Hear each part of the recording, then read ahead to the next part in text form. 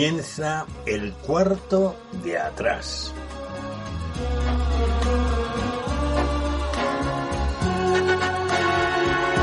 El cuarto de atrás es un tiempo para conversar entre amigos acerca de temas que nos importan. No pretendemos dar sentencias ni valoraciones especializadas, sino aportar las opiniones de personas como tú que se detienen a pensar en asuntos importantes que ocurren en nuestro mundo. El cuarto de atrás abre sus puertas durante una hora para tratar temas de actualidad desde una perspectiva diferente, la mayoría de las veces en tertulia, aunque de vez en cuando también entramos en un tiempo más íntimo y en vez de tertulia es una entrevista. En todo caso, nuestro acercamiento a la actualidad procuramos siempre que sea en perspectiva cristiana, porque esta es una emisora cristiana. Acompañamos el tiempo del cuarto de atrás, o más bien lo sazonamos con 2 o 3 breves pizcas de adobo musical. Preferimos temas de la gran música, también llamada clásica, aunque de vez en cuando escuchamos música de otros estilos y épocas, pero música que agrada escuchar, que motiva,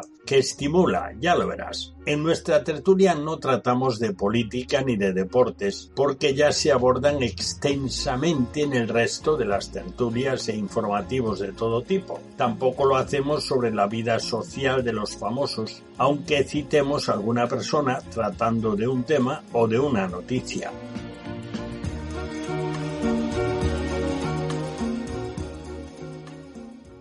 Todos los que escuchan el cuarto de atrás saben que, ya sea en tertulia o en entrevista, siempre acompañamos el programa con lo que hemos dado en llamar pizcas de adobo musical, que combinan temas de la gran música, la que cruza los siglos sin dejar de ser atractiva, interpretada por músicos de primera línea internacional. Por lo escaso del tiempo, siempre son breves, pero muy selectas, estas pizcas. Hoy seremos acompañados por 3 muestras del genio creador del compositor cuyas obras siguen inspirando otras creaciones musicales, a pesar de que ya hace casi 3 siglos que ha fallecido. Se trata, como seguramente ya has adivinado, del fiel protestante alemán Johann Sebastian Bach, el cual, emulando al gran reformador Martín Lutero, usó el alemán en la mayor parte de sus obras sobre temas bíblicos para acercar el contenido de la Biblia al pueblo llano. En realidad, la mayor parte de la obra de Johann Sebastian Bach es obra de música religiosa, música sacra. La obra de Johann Sebastian Bach, de la cual hemos extraído las 3 pizcas de adobo musical para hoy, es una de las consideradas 2 cumbres del genio creador de Bach. Estas 2 obras, que son consideradas las más colosales y magníficas compuestas por Johann Sebastian Bach, son La Pasión según San Mateo, que recoge íntegramente los capítulos 26 y 27 del Evangelio de Mateo, con algún comentario intermedio en alemán, y su gran misa en si menor, en la cual conservó el latín, que para nosotros es más sencillo comprenderlo que el alemán, a no ser que sepamos alemán. Por eso hemos escogido la gran misa en si menor para las pizcas de adobo musical de hoy. La primera pizca de adobo musical que escucharemos pertenece a la primera parte de esta gran misa en si menor de Bach y es el Gloria in excelsis Deo, es decir, Gloria a Dios en lo más alto, que fue entonado por un coro angélico para anunciar el nacimiento de Jesús el Salvador a un grupo de pastores en los alrededores de Belén, según se recoge en el capítulo 2 del Evangelio de Lucas. Son sus intérpretes la orquesta y coro del famosísimo grupo de cámara Academia de St. Martin in the Fields, dirigidos por su fundador, Sir Neville Marriner. Vamos a escuchar esta primera pizca de adobo musical.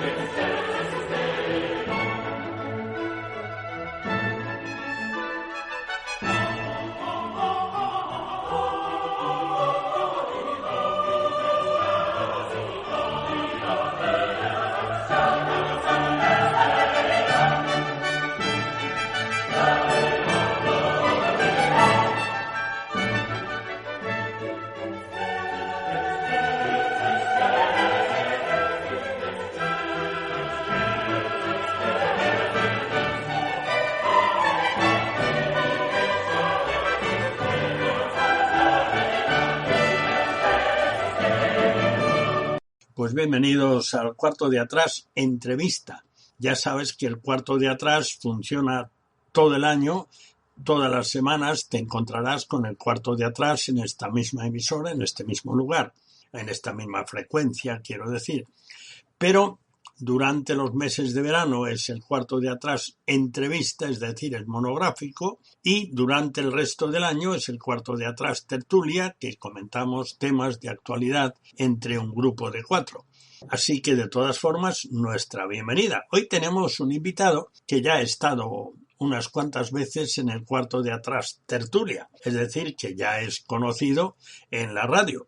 Se trata de Frank Gómez. Él es holandés y es gallego, así que es una combinación interesantísima. Bienvenido, Frank. Muchas gracias.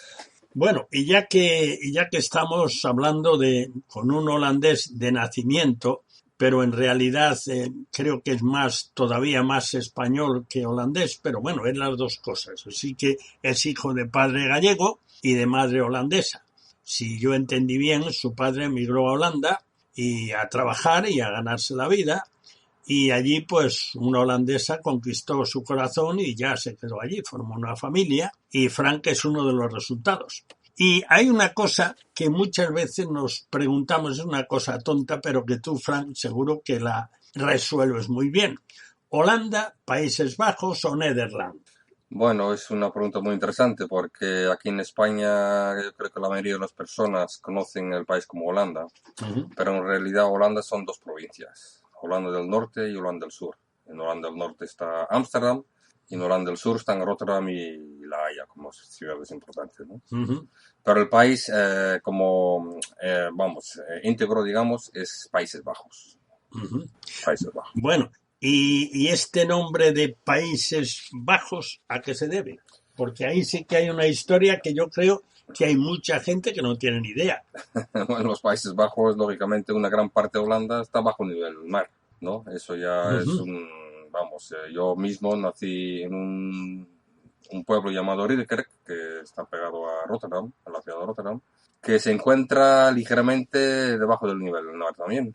¿Y cómo puede estar una tierra? Y además en Holanda vive mucha gente, porque Holanda es un país pequeño, tiene unos 41.000 kilómetros cuadrados, pero en Holanda viven unos 17 millones de personas, Correcto, que es sí. muchísima gente. Sí. Ahora, ¿cómo se puede vivir por debajo del nivel del mar si Holanda está pegada al Mar del Norte? ¿Eso cómo se arregla? Pues muy sencillo, ganando terreno al mar. O sea, los holandeses han secado muchas zonas con diques. A través de los diques, los campos que están entre los diques los secaron y después ahí construyeron pueblos.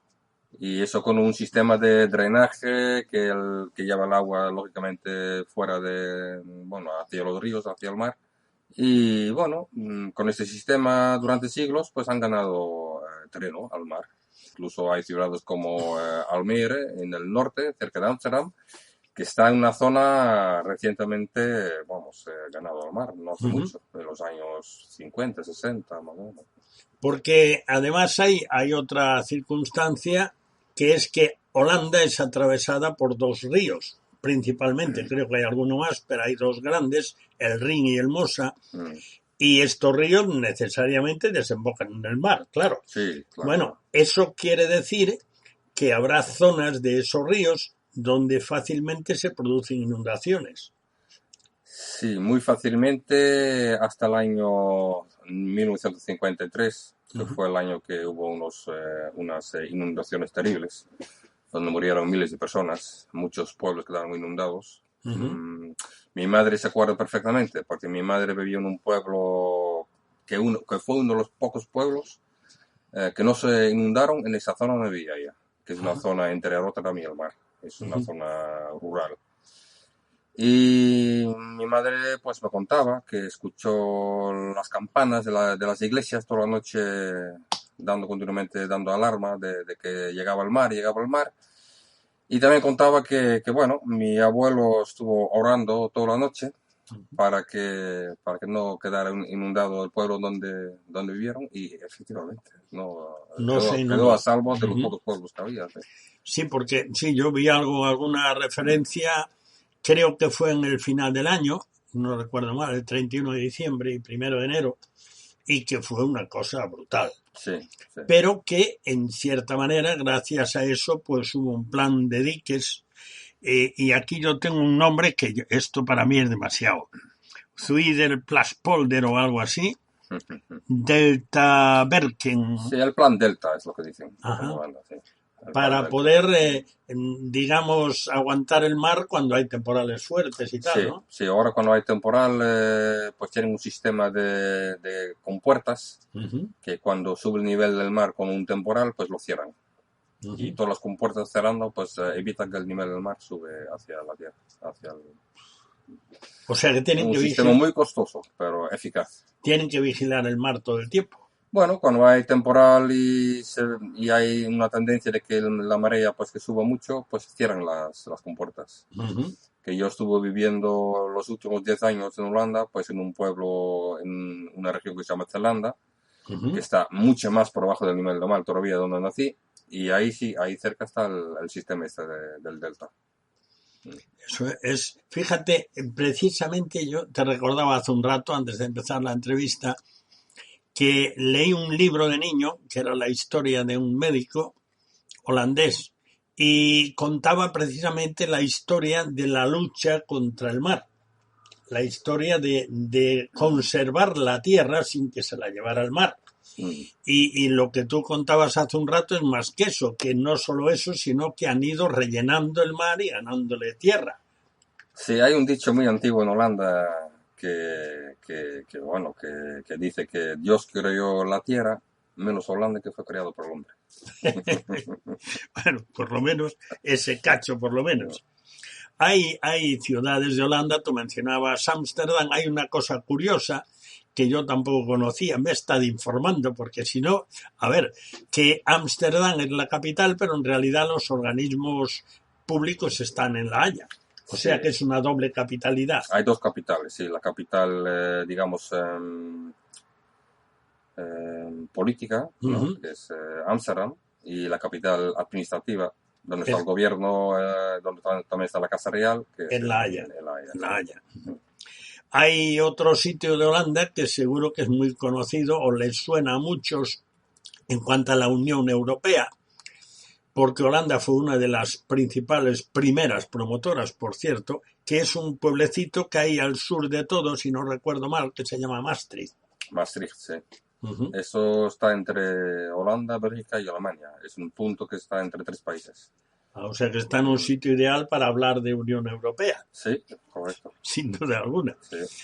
También en Holanda nos suena a algunos, los que tienen interés especialmente en las artes y sobre todo en la pintura, les sonará el Hermitage y les sonará el Rijksmuseum, porque son museos importantes dentro de Europa. Sí. El Rijksmuseum es impresionante.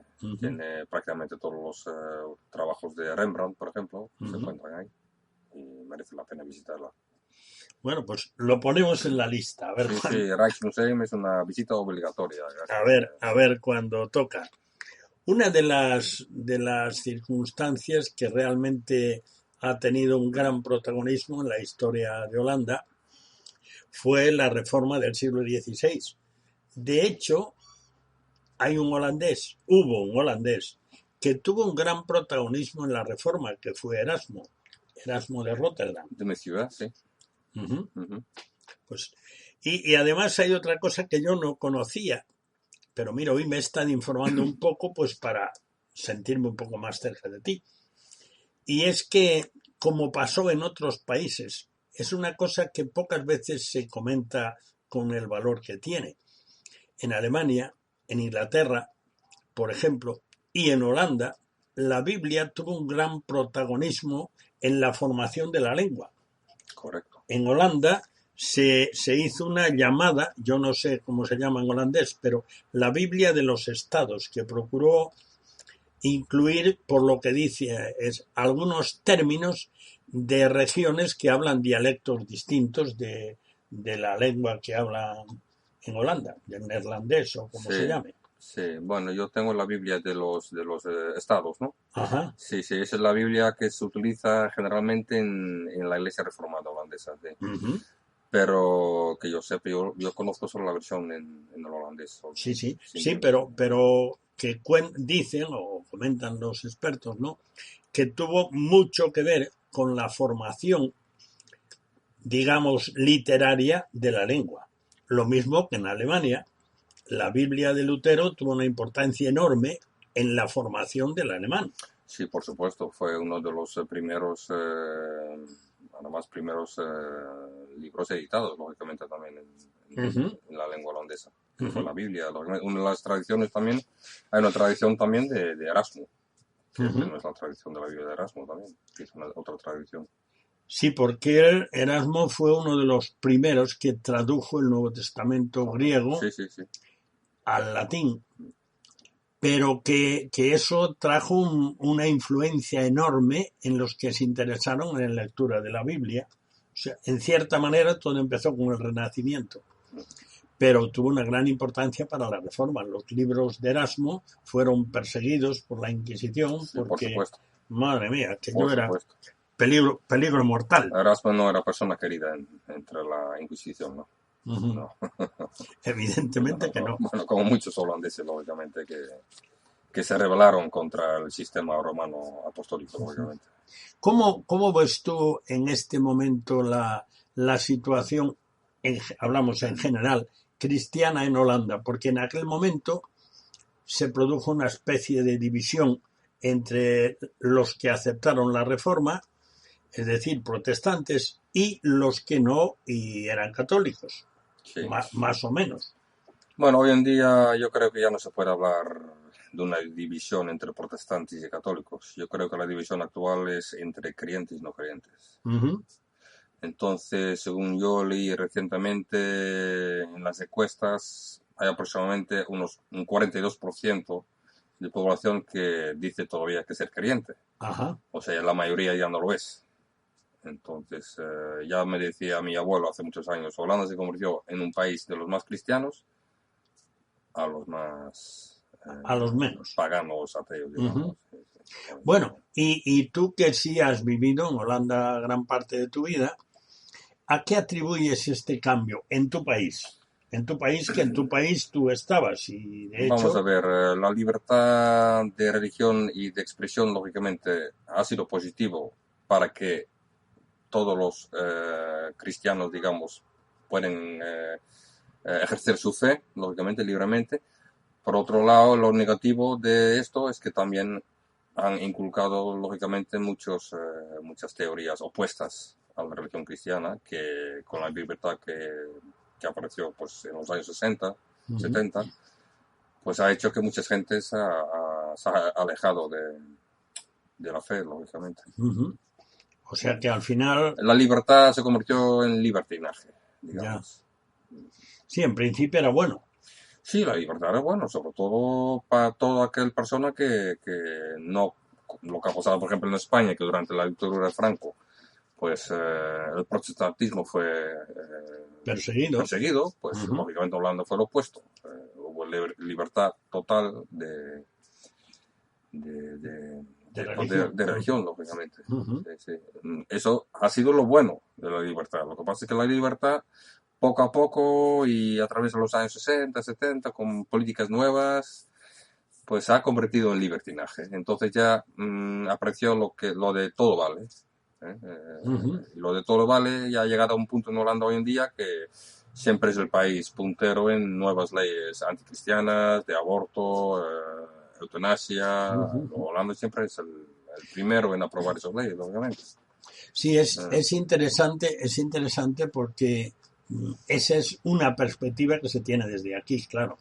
Eh, políticamente y socialmente hoy se percibe a Holanda como un país avanzado y que avanza en esa dirección.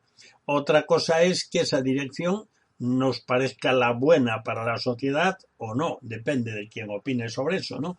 Pero evidentemente en relación al cristianismo, pues parece que no está siendo tan bueno. Una de las cosas de las que nos quejamos, no es que se quejan mucho, nos quejamos, es que parece como que en Europa, y Holanda ha estado mucho, Holanda y su vecina también, Bélgica, han estado Sí, aunque mucho. Bélgica es mayoritariamente católico, Ajá. con diferencia con Holanda, es un país católico. O sea, en Bélgica no entró la reforma como en Holanda. No tanto, ni mucho menos. Ahora que estoy hablando de Holanda y de Bélgica, creo, en Holanda hay una ciudad que se llama Leiden. Leiden, claro. Bueno, Claro. es donde vivía el tal personaje la ciudad ficticio. universitaria, donde está la universidad. Universitaria. Más importante de Holanda. ¿Sí? De Leiden, claro. Bueno, pues es donde vivía el personaje de una novela que yo leí de los tiempos en que eran perseguidos los protestantes en Holanda a muerte. Leiden hubo una batalla importante también con España, claro. Sí, en tiempos de Felipe II, por ahí. Sí, hubo una batalla muy cruda en esa ciudad. Sí. Hay una cosa que me ha chocado bastante, o que me ha llamado la atención. Tengo la impresión de que tu padre se fue a Holanda en aquel tiempo. ¿Qué edad tenía tu padre cuando se fue para Holanda? Mi padre tendría sobre 26 años, más o menos. Cuando marchó para Holanda. Sí, para ahí más o menos, sí. Y no hablaba holandés, claro. Nada, ni palabra. ¿Y cómo se apañó?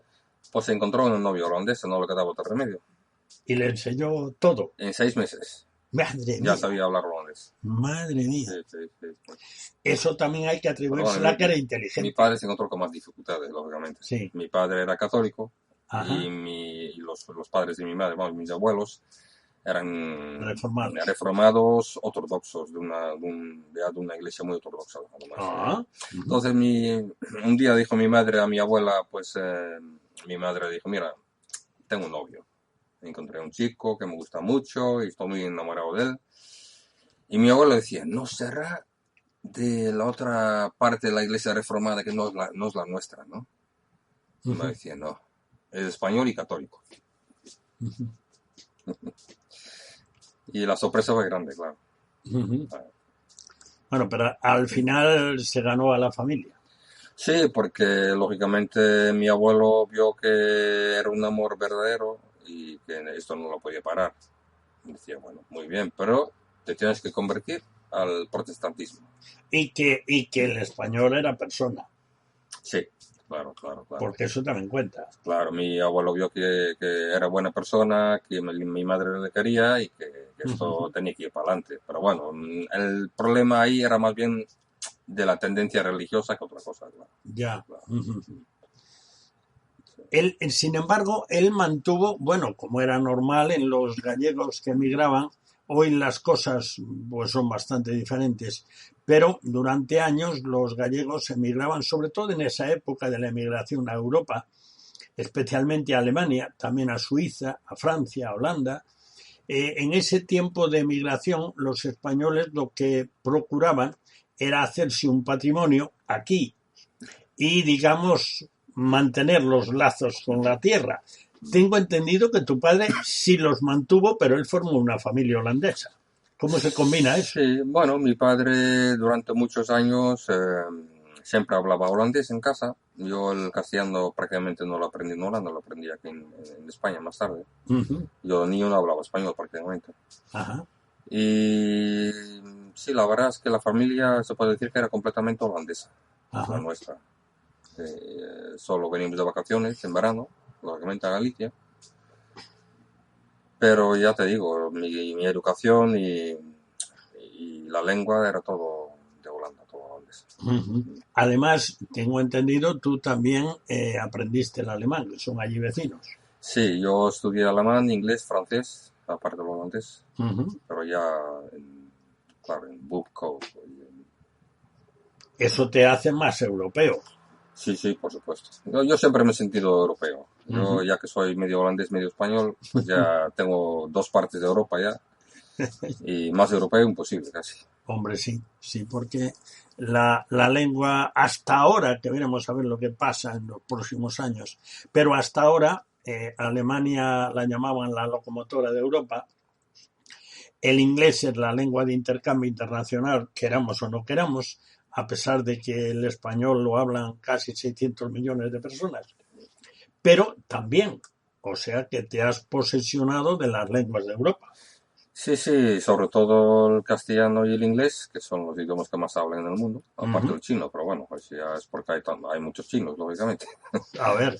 Pero sí, con esos dos idiomas llegas a gran parte del mundo, lógicamente. Hay muchos chinos y en este momento China tiene una economía que da respeto, ¿eh? Sí, sí. O sea, y esa economía, ahora mismo, mira, en estos días comentábamos en una de las tertulias recientísimamente, que se está formando una especie de unión asiática en la que entran 15 países. La India de momento ha dicho que no, pero los chinos piensan que va a ser que sí, y será la comunidad económica más poderosa del mundo. Sí, seguramente será la nueva potencia mundial. Eso está claro. Van en esa dirección. Le falta un poquito de libertad en China, desgraciadamente, y sobre todo de libertad cristiana. Los cristianos son perseguidos en China, sí. Con bastante dureza, ¿no? Eso nos cuentan. Pero sin embargo, mira, tú que has vivido, bueno, pues en un país que vivió de todo con respecto a eso.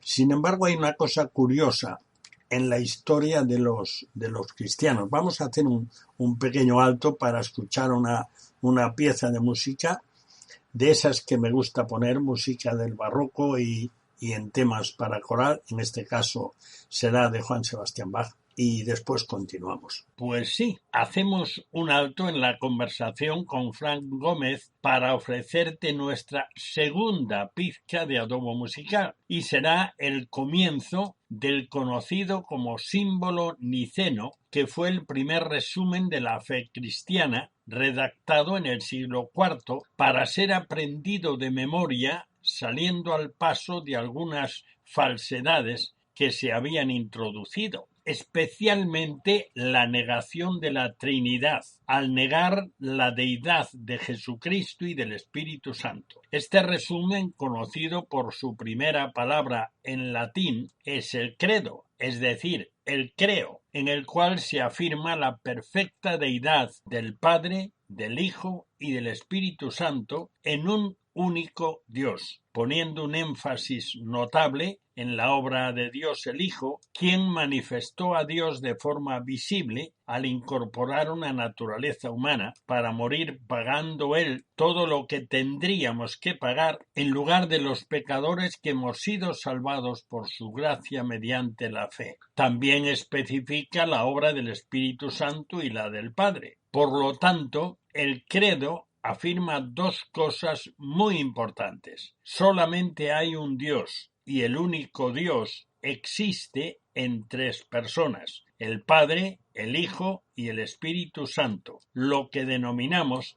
la Santísima Trinidad. Estos temas, este tema en concreto que vamos a escuchar ahora, es cantado en latín y pertenece, como el primero que escuchamos al comienzo del programa, a la Gran Misa en Si menor de Johann Sebastian Bach. El credo comienza afirmando que hay un solo Dios. Escuchemos a la Academia St. Martin in the Fields interpretando Credo in unum Deum, del credo según lo compuso Bach, es decir, la música que acompaña a esta declaración de fe. Escuchemos.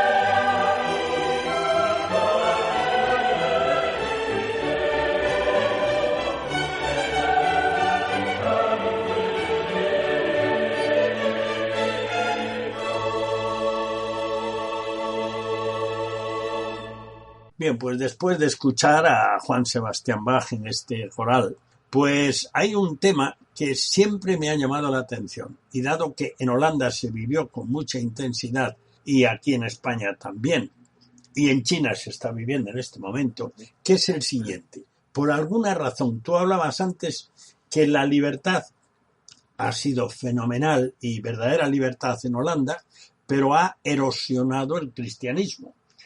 Ahora, ¿por qué en general la Iglesia cristiana fiel, la Iglesia cristiana ortodoxa, la de verdad, la que cree en Cristo de verdad y predica el Evangelio, por qué la Iglesia crece más fácilmente en circunstancias de prohibición y persecución que cuando hay libertad? ¿Tú cómo lo ves eso? Que un poco en Holanda la reforma se implantó cuando había oposición y creció mucho, de hecho por medio Holanda era protestante, y después cuando vino la libertad se aflojó. ¿Por qué será esto? Hay varios motivos, porque yo creo que un punto importante es la sociedad del bienestar. Cuanto más riqueza tiene una persona, además lo ponemos claramente cuando Jesús le dice al joven rico, deja todo y sígueme. Ajá. Es muy difícil cuando eres rico seguir a Jesús.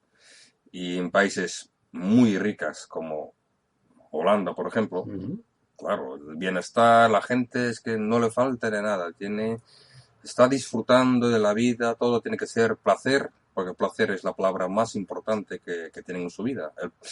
El placer ha reemplazado a Dios. Dios ya no les hace falta. ¿Para qué quieren tener a Dios si ya tienen una vida donde no les falta de nada? Y entonces yo creo que cuanto más tiene una persona y más riqueza tiene y más facilidades tiene de abrirse a otros mundos, más difícil va a ser ir por el camino estrecho, que es el camino que llega al reino de Dios, obviamente. ¿O será porque se ha perdido de vista la eternidad?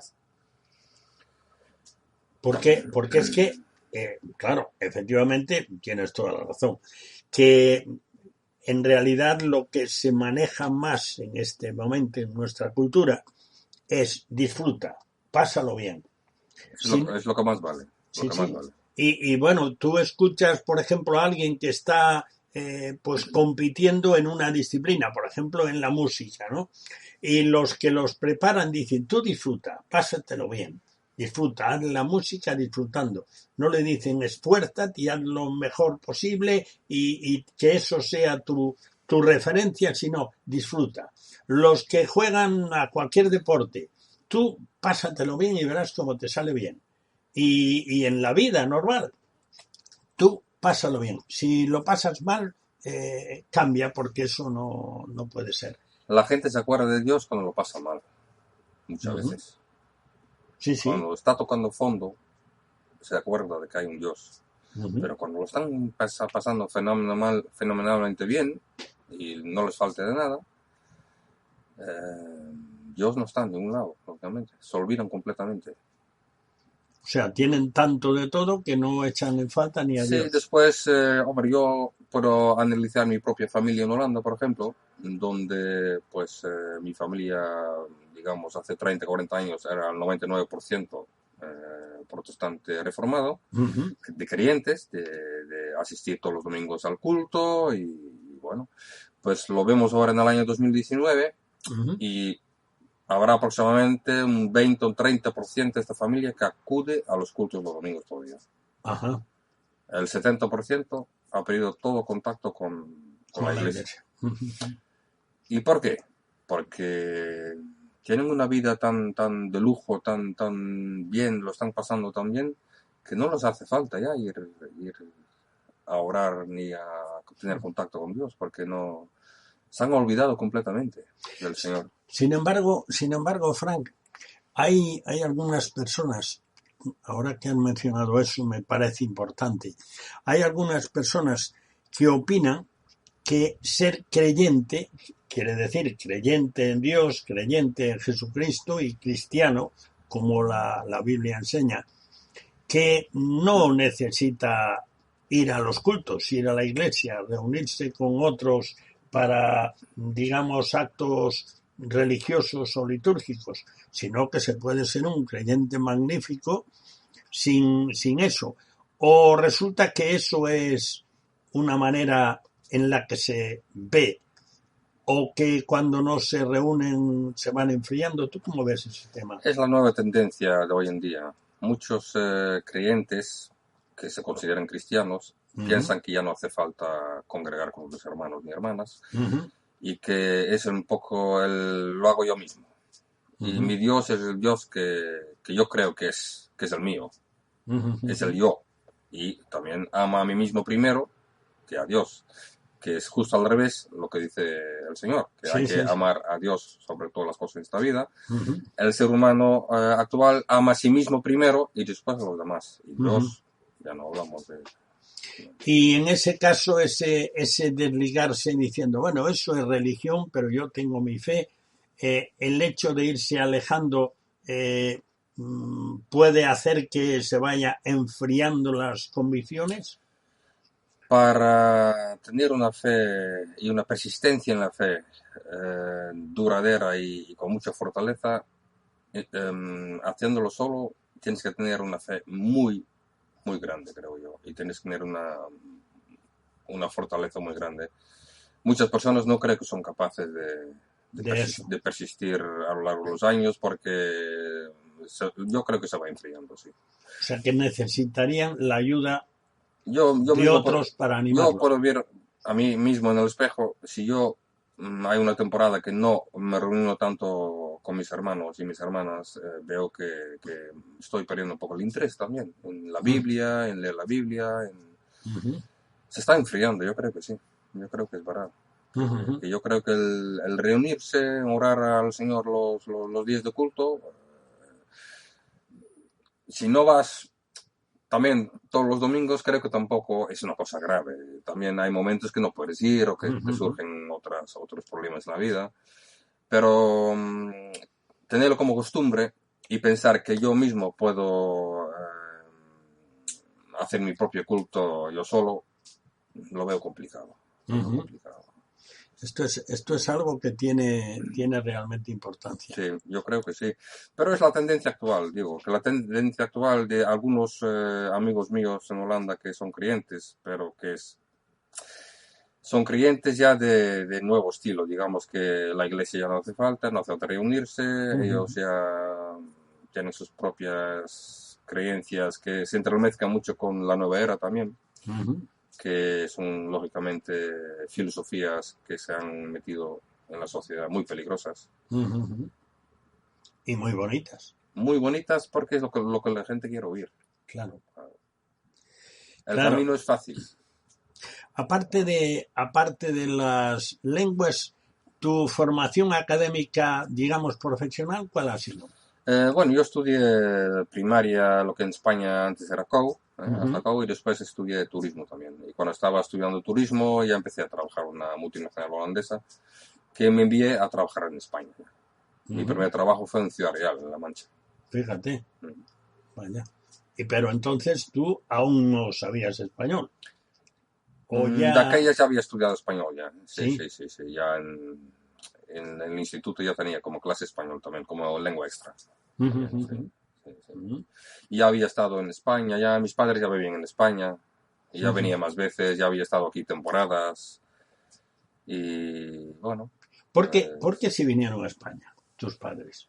Algo en Galicia que se llama Moriña, que le entró mi padre. Morriña. A Moriña, y tenía que venir sí o sí. Pero para tu madre habrá sido difícil. Fue muy difícil. Muy difícil. Porque era arrancarla de su tierra. Sí, pero bueno, mi madre, el amor hace puentes. Hace milagros. Milagros.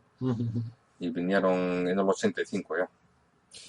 Y yo definitivamente no vine a través de esa multinacional holandesa en el 91, 6 años más tarde.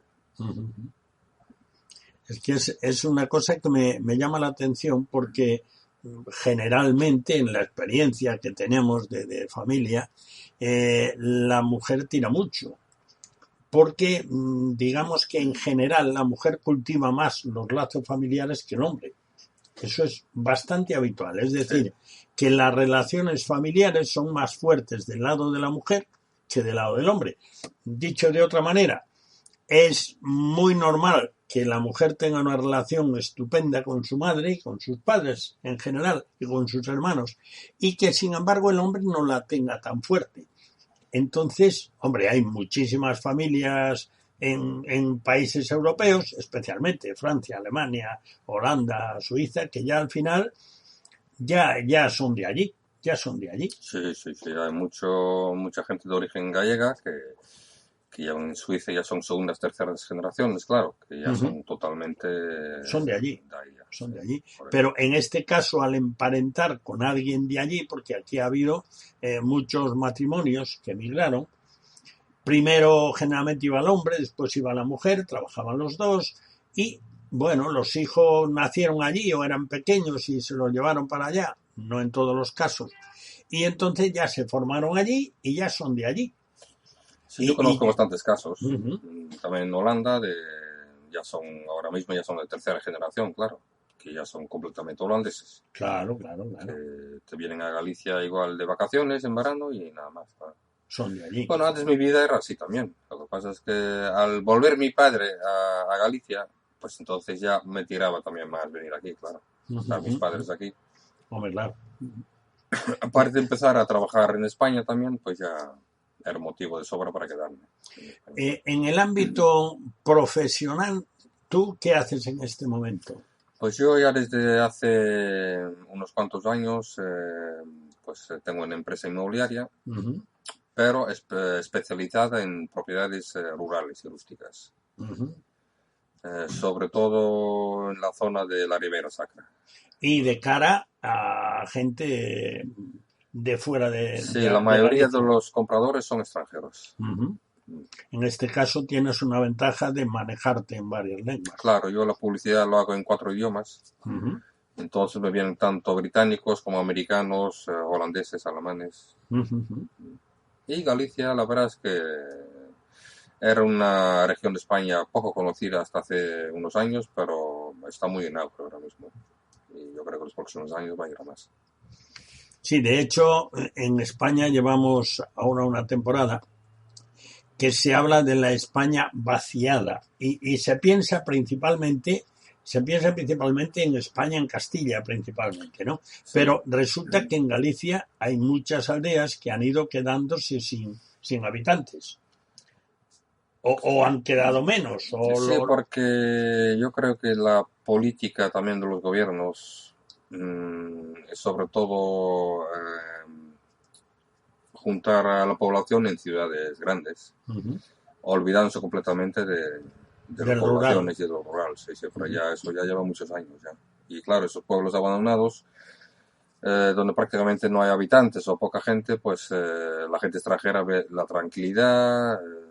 Les encanta. Les encanta, claro. Sí. Sí, esa es una de las cosas que de vez en cuando, yo creo que los gallegos tenemos, en general, claro, poco conocimiento de nuestra propia tierra. Yo creo que sí. No, mucha gente no ve la belleza que tiene Galicia, porque Galicia tiene una belleza espectacular, de lo más bonito de España casi.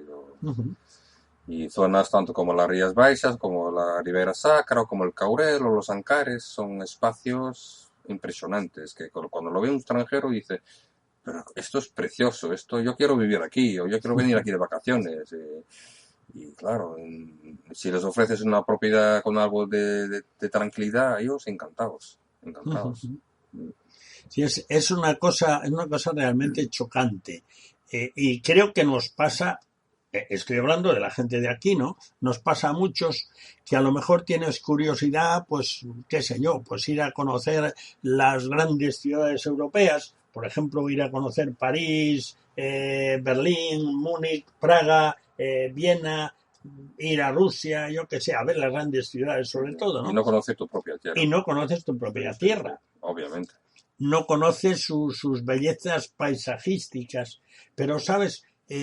Yo creo que los que hemos nacido aquí, creo que estamos ya tan acostumbrados a lo que hay aquí cercano, que ya para nosotros es lo normal. y ya no lo Sin valoramos embargo, tanto. mucha gente no conoce la Ribera Sacra, por ejemplo, Seguro. que ofrece un paisaje, una naturaleza espectacular y una historia importantísima. Uh-huh. Porque, por ejemplo, el arte románico en la Ribera Sacra es de los más importantes del mundo. Sí, es una cosa. Yo no estuve nunca. Pasé por allí en viajes de trabajo, pero no estuve nunca visitando, ¿no?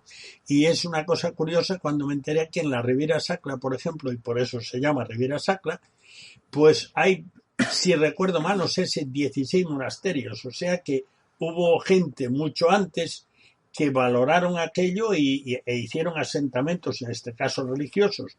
Yo creo que la Ribera Sacra es la historia también cristiana es interesantísima porque ahí se fundaron ya comunidades cristianas en época romana.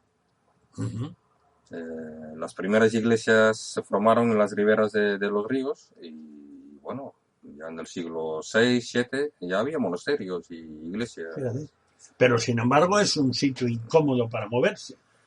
De aquellas yo creo que era todo igual. Todo igual, más o menos. Yo creo que no era como hoy en día que hay autopistas y ciudades. De aquellas era, claro, incómoda era todo, prácticamente.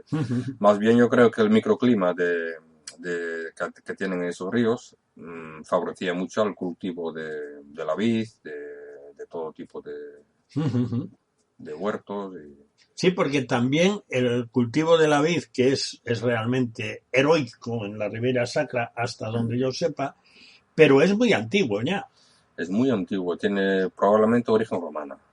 Ajá. O medieval, pero muy antiguo, muy antiguo. Sí, el documento más antiguo que habla de un viñedo en la Ribera Sacra es del siglo IX, parece ser, creo. Siglo X o siglo IX. Fíjate. Sí. Y hoy es un vino que se cotiza. Sí, hoy en día sí. Yo personalmente estoy bastante en contacto con los bodegueros de la Ribera Sacra. A muchos extranjeros también les interesa, lógicamente, la viticultura. Y también últimamente hay una tendencia de vender viñedos, incluso bodegas, a inversores extranjeros que están comprando. ¿Sí? O sea, estamos teniendo una nueva forma de invasión. Sí, invasión económica. Sí. Pero al mismo tiempo revalorizan nuestra tierra. Sí, lo que yo no entiendo es que la población gallega misma no se da cuenta del potencial que tienen estos viñedos y el negocio del vino, porque yo creo que, yo lo he visto, que si se hace bien, tiene bastante futuro.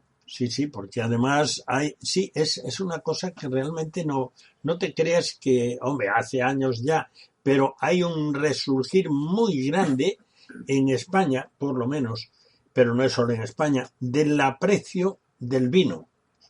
Es decir, hombre, yo me he criado, teníamos viñas donde yo me crié y hacíamos nuestro propio vino, o sea que lo conozco desde que era un niño, ¿no? Pero digamos que el vino era normal, era parte de nuestra vida y nada más. Pero ahora mismo hemos entrado en una época en la cual nuestra sociedad vive ya más en el aspecto de disfrutar y en ese aspecto el vino también ocupa un lugar. A veces hay gente que, claro, los que no son de cultura de vino, piensan que el vino son borrachos. No, que va.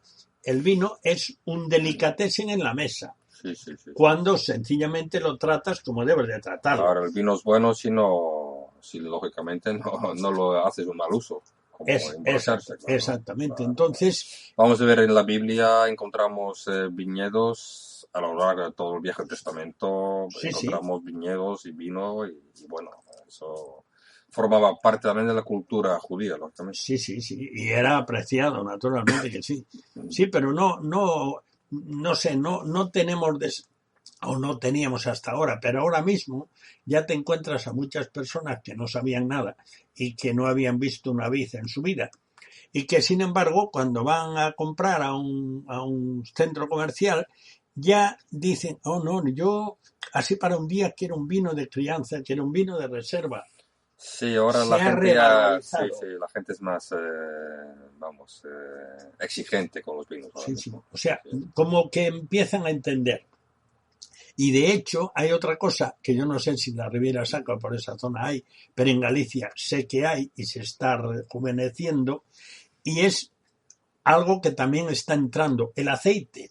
El aceite. El aceite también, porque se están plantando cada vez más terrenos con olivos, nuevamente, sobre todo en la zona de Quiroga, San Clodio, en la provincia de Lugo. Ajá. Pues tiene una producción bastante interesante de aceite de oliva, ¿ya? Fíjate. Sí. Y era algo que... Y el cambio climático ayuda también, claro. No sé yo si solo eso, porque en su día en Galicia se producía un aceite muy bueno, sí. Y hubo un momento en que prohibieron el aceite desde los Reyes grandes... Católicos, ¿no? Por ahí, yo no puedo ahora ponerle la fecha, pero sí que lo prohibieron. Sí que había mucho más olivos en Galicia antes. Cortaron los olivares. Sí, eso es verdad, sí. Y obligado. Y ahora resulta que está resurgiendo el aceite. Sí. Y no solo eso, sino que tú ahora vas a un centro comercial y te encuentras aceite, digamos, normal, del bueno, que a lo mejor vale pues 3 euros el litro, pero te encuentras aceite que vale 20 euros el litro. Es decir, como el vino. O sea, está habiendo delicatessen en el aceite también. Y Galicia también. Una buena muestra de la sociedad del bienestar. Estamos viviendo pues tan sí. bien que ya podemos elegir los mejores vinos y los mejores aceites. Exacto. Y las mejores casas y la mejor ropa. Y lo mejor de lo mejor. Todo lo mejor. Pero bueno, como decíamos antes, ¿qué pasa? Que la gente se olvida de lo más importante. De lo mejor. Pues sí, estamos ya cerca de nuestro tiempo, ya al final. Pero, por una parte, creo que nos hemos asomado a algo que no es habitual en nuestro tiempo del cuarto de atrás, y que es un poco a la convivencia en un medio, como es nuestra tierra, en este caso Galicia, convivencia con los que tienen interés en Galicia, porque es una tierra preciosa y nosotros no nos habíamos dado cuenta. Y tiene producciones preciosas y no nos habíamos dado cuenta. O empezamos a darnos ahora, pero ahí hay otros que nos han ganado la mano. Así que, Fran, tienes un privilegio de ser mediador. Es que sí, yo soy muy privilegiado. De verdad. Me doy cuenta. Mediador entre nuestras riquezas, las que Dios ha creado, sí, efectivamente. Y personas que las aprecian. O sea que eso es un privilegio. Totalmente. Pues nuestro tiempo no da para más, porque en la radio es así. Cuando llegan los minutos hay que decir basta, que no hay más. Y te cierran la puerta y hablas solo.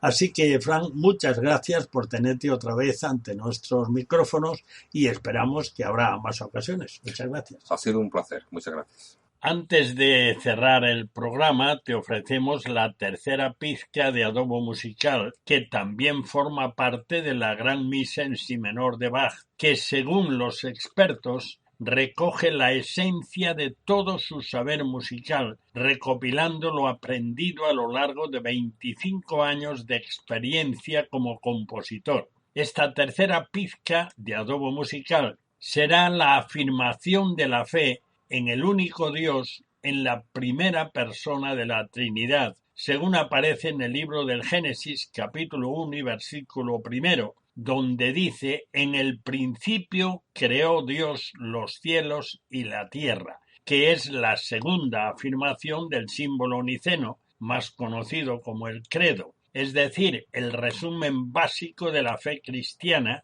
según se presenta en las Sagradas Escrituras. Elaborado este resumen para salir al paso de los que negaban la plena deidad del Hijo y del Espíritu Santo, que son claramente afirmadas en la Biblia. Y por eso lo creemos, aunque no entendamos cómo puede haber un único Dios que existe en 3 personas, Padre, Hijo y Espíritu Santo. En realidad, si nosotros, seres finitos, entendiésemos perfectamente al Dios infinito, eterno y todopoderoso, no sería tal Dios. Gracias a Dios que se ha dado a conocer por medio de la creación, de nuestra conciencia y de la Biblia, haciéndonos responsables de la revelación de Él que hemos recibido. Interpretan este tema la orquesta y coro del famosísimo grupo de cámara Academia St. Martin in the Fields, dirigidos por su fundador, Neville Marriner. Escuchemos esta maravilla.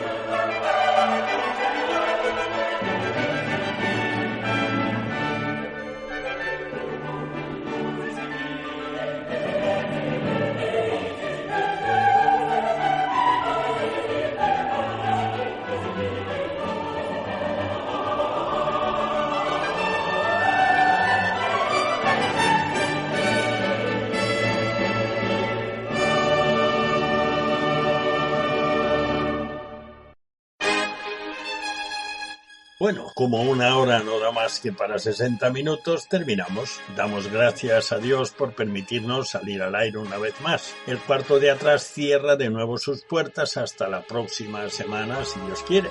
Muchas gracias por acompañarnos en este rincón familiar al que tienes acceso libre. Te esperamos el próximo día, a la misma hora y en esta misma emisora. No nos faltes.